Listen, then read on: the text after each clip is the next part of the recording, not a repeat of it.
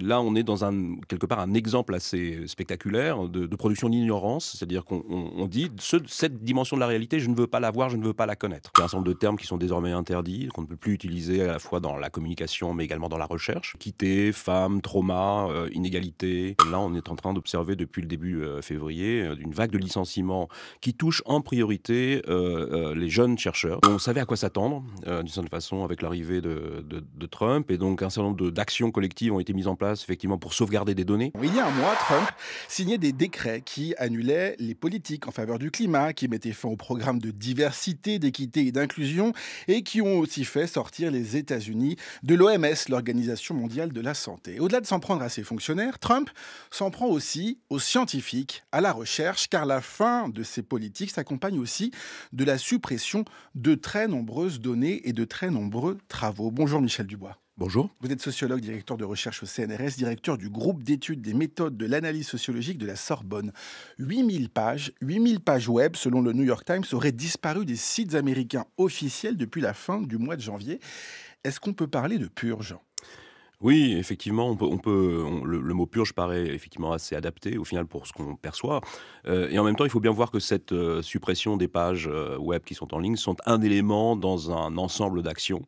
Donc effectivement, on a des pages web sur un certain nombre de sites d'agences fédérales qui ont été supprimées de façon assez systématique, avec une logique finalement fondée sur la présence de termes. Donc il y a un certain nombre de termes qui sont désormais interdits, qu'on ne peut plus utiliser à la fois dans la communication, mais également dans la recherche. Redites-nous lesquels ? Alors les termes comme effectivement équité, femme, trauma, inégalité, tout un ensemble de termes finalement qui posent la question très souvent des inégalités sociales, des disparités sociales de santé, ou également tout ce qui relève du droit des minorités, qui a été effectivement très porté par l'administration Biden pendant les dernières années. Donc ça, on va dire, c'est la partie visible de ce qui se passe. Et puis, en même temps qu'il y a ce retrait des pages en ligne, il y a également un gel des budgets. Il y a une réduction drastique également des frais de fonctionnement, ce qu'on appelle les overheads, c'est-à-dire la façon dont l'État fédéral finance le fonctionnement des agences.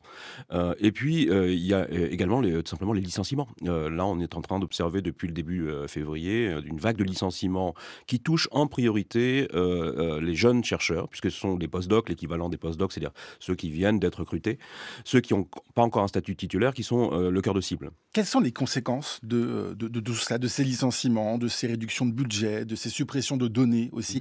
Quelles conséquences ça a pour pour les Américains, mais aussi peut-être que ça a des répercussions dans le monde entier, dans le monde de la communauté scientifique du monde entier ? Oui, je pense que la première conséquence, c'est comme tout le monde, un effet de sidération. C'est-à-dire qu'effectivement, si on compare à l'expérience qu'on a pu avoir pendant le premier mandat de Trump s'est intéressé assez tardivement dans son premier mandat à cette question des sciences et des techniques. Il n'a jamais eu vraiment de conseiller avant peut-être la deuxième ou la troisième année de son mandat initial. Là, le conseil est déjà constitué. On a 2 hommes d'affaires qui tiennent ce conseil et qui définissent finalement une ligne pro-business, on va dire, de la science. C'est pas tant finalement un mouvement anti-science qu'une science qui serait en quelque sorte instrumentalisée à des fins de business qui se met en place actuellement.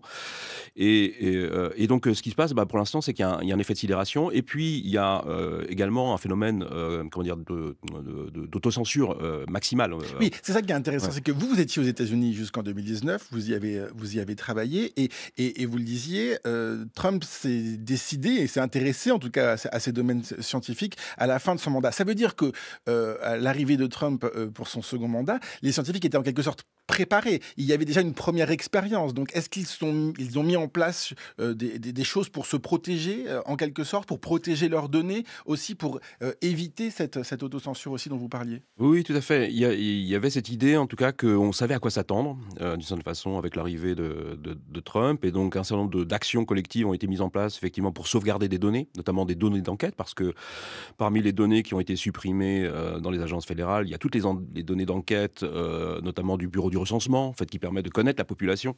Il y a des données réglementaires également sur la régulation des essais cliniques. Enfin, il y a plein d'éléments tout à fait critiques du point de vue de l'exercice à la fois de la recherche et également de ses effets sur la population qui ont été écartés. Et donc ça, effectivement, sont des choses qui ont été anticipées, et il y a eu un mouvement un petit peu bottom-up, c'est-à-dire effectivement par le bas, par la communauté scientifique qui s'est pris en main et qui a organisé quelque part la sauvegarde de ces données dans un certain nombre d'archives en ligne. Donc ça, c'est une chose. Et puis l'autre chose, effectivement, finalement Biden, l'administration Biden a aussi anticipé ça, c'était ce retour de Trump, avec tout un ensemble de réformes de politique d'intégrité scientifique. L'ensemble des agences fédérales, finalement, ont dû rénover leur politique d'intégrité scientifique pour pouvoir se prémunir contre différentes formes d'interférence politique ou d'ingérence politique. Et c'est ce qui a été organisé tout au long de l'année 2024, de 2025. Et donc, ce qu'on voit aujourd'hui, c'est précisément ce ciblage des politiques d'intégrité scientifique par les partisans de Trump et Trump lui-même. Comment on fait face, Michel Dubois, à cette ingérence politique dont vous parlez, quand on n'a plus les moyens financiers de mener ces recherches, quand on n'a plus de collègues parce qu'il a été licencié dans le bureau d'à côté, et qu'on nous dit, bah voilà, sur cette âme-là, merci de ne pas travailler, en quelque sorte.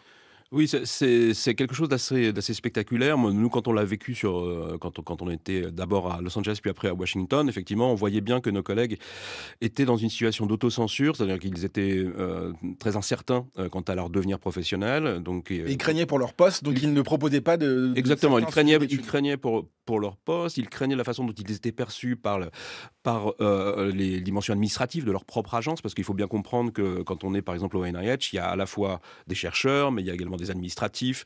Et donc tout ça sont des éléments d'un rouage, on va dire, qui est censé transmettre une politique scientifique. Et donc tout ça est intégré. Et donc les chercheurs sont souvent dans une situation d'autocensure très forte. Et j'en parlais enfin, par mail avec un collègue en ce moment, et il disait, bah, voilà, on se retrouve dans cette situation qu'on avait déjà vécue, mais de façon encore plus rapide. Et donc c'est vrai que ce qu'on peut faire aujourd'hui, c'est ça la question fondamentalement, c'est d'abord que les institutions européennes n'attendent pas comme ça la fin du mandat de Trump pour se réveiller, c'est-à-dire que c'est maintenant que ça se joue, et donc il faut se mobiliser à l'échelle européenne, parce que ça ne se joue pas simplement à l'échelle nationale. Mais Et ça veut puis, dire quoi? Ça veut dire aider les chercheurs américains, les accueillir peut-être? oui, c'est ça. Un petit peu, effectivement, essayer quelque part d'organiser cette circulation qu'on peut imaginer pour les chercheurs américains vers l'Europe, d'une part. Et puis, même si certains peuvent voir ça comme une opportunité, puis finalement pour faire une sorte de renversement du brain drain habituel, il faut aussi, c'est-à-dire le fait de faire venir les cerveaux vers l'Europe plutôt que d'aller vers les États-Unis. Donc là, ce qu'il faut aussi, c'est essayer de maintenir une présence sur place. Aux États-Unis, on a des labos communs, et donc ces labos communs sont très utiles parce qu'ils permettent de développer les collaborations, et quelque part les collègues américains aux États-Unis, en tout cas, voient en nous une possibilité pour parler d'autres sujets. Donc on est là un petit peu pour donner un petit peu d'oxygène dans ces collaborations. Michel Dubois, pour terminer, et peut-être pour être très concret, qu'est-ce que ça veut dire qu'il n'y ait plus de recherche sur certains types de sujets, qu'il y ait ces données qui aient disparu? Qu'est-ce que ça veut dire pour le concret, pour la vie au quotidien des Américains? Je ne sais pas si on prend, mais prenez peut-être un autre exemple, les politiques de santé, ou voilà, quel domaine ça touche pour les Américains? Oui. Ce qu'il faut comprendre, c'est qu'à travers ce retrait des pages web, mais c'est également ces listes de mots-clés, ce que fait Trump, en fait, c'est qu'il dessine précisément le paysage des thématiques ou des objets ou du réel qu'il ne veut pas voir. Et donc là, on est dans quelque part un exemple assez spectaculaire de production d'ignorance, c'est-à-dire qu'on dit cette dimension de la réalité, je ne veux pas la voir, je ne veux pas la connaître. Et qu'est-ce qu'on ne veut pas voir et qu'est-ce qu'on ne veut pas connaître? Bah, précisément tous ces éléments qui sont liés à des inégalités de santé, mais qui sont des inégalités sociales de santé, de discrimination.